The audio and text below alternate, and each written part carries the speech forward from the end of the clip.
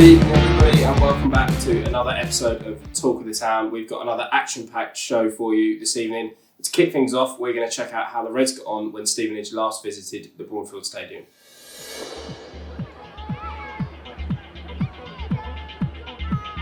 Alongside me in the commentary box this afternoon, Ken is here as per usual. Good afternoon to you, Ken. Good afternoon, Gary. Good afternoon, everyone.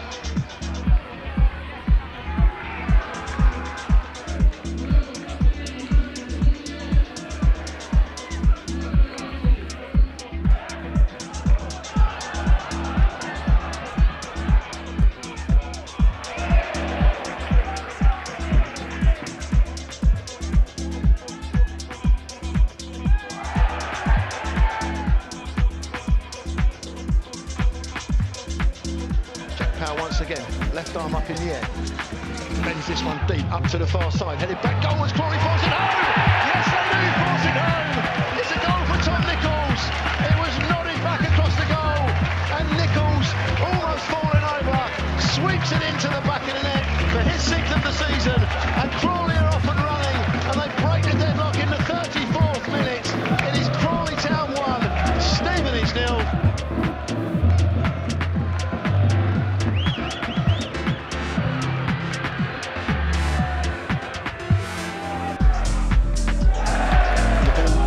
Away, and it's a bad back pass, and Tom Nichols in on goal, and Tom Nichols strikes inside 30 seconds of the second half, doubles the lead for Crawley Town, doubles his goal tally for the afternoon, and there's the breathing space that Crawley were looking for.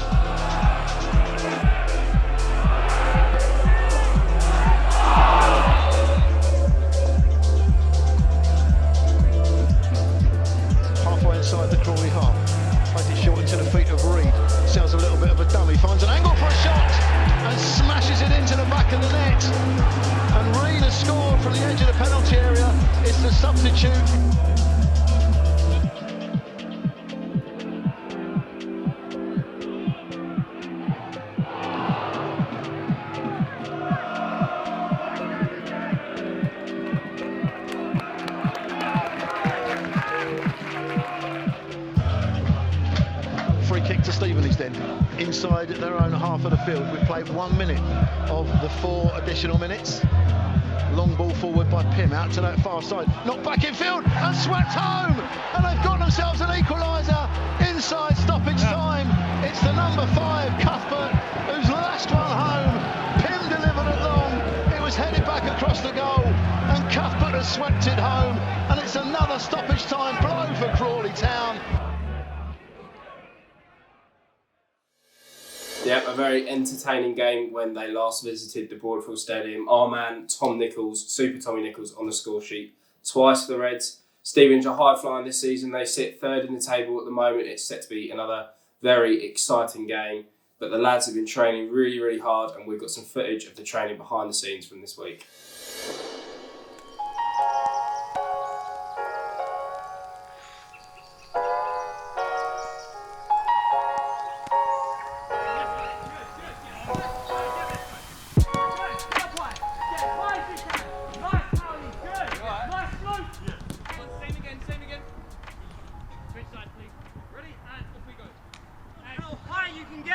Not how far you can jump.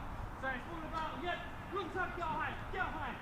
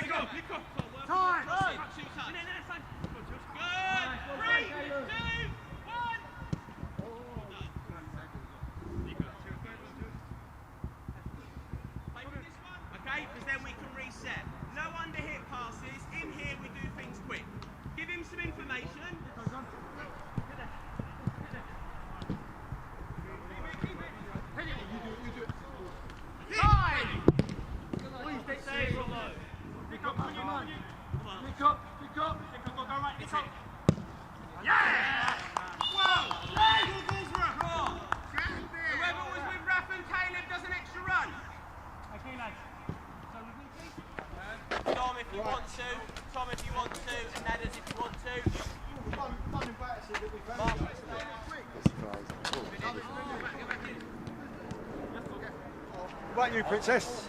But can you? I'll leave it to you, mate. Yeah. Do you want me to do that? Just leave my kit? It's up to you, mate. I'll leave it up. All I've been asked is to tell you. Nada's same as you. If you shower before, you eat. Tell me, I'll help you out. Hello, Steve. How are you? Preparation's been good. We've had a good week's training. We've got a game. We've got our. I mean, it was on 40. You think I look good, lads? Just say, all right. Yeah, we've had a good week's training, as you can see.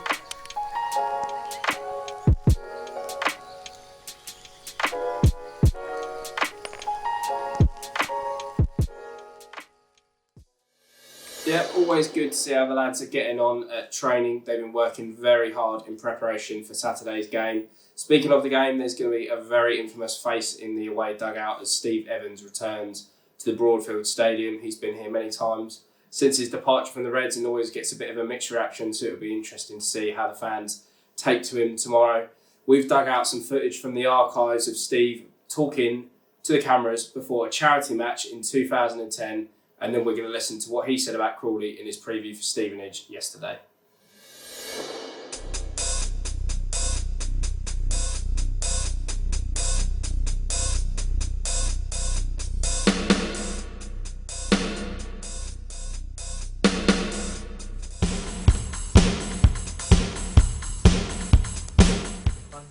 Your experience of refereeing? Well, it was. It's not something you often get the chance to do, and you know I think it's easier when it's for a bit of fun as well. But it was. It shows you how hard it is, you know. And I applied the rules, sent someone off, gave 2 stone ball clear-cut penalties, put Paul Rayner to the stand for his normal abuse, and. Handed over to a better and more experienced official than myself at half time because I just couldn't take any more stick that I was getting, and I had to walk away at half time. I was in tears and gave it up. Did you go out with a game plan, as you would have? Yeah, the game plan was to make sure that there was 2 penalties and for the supporters, to make sure there was controversial decisions, and to make sure I had my players biting and snapping, and I think we got a little bit of that. But fair play to the guys that have come and played against the team. They had a fantastic spirit between them, and it was great to be on the pitch, and it was a great day for everybody.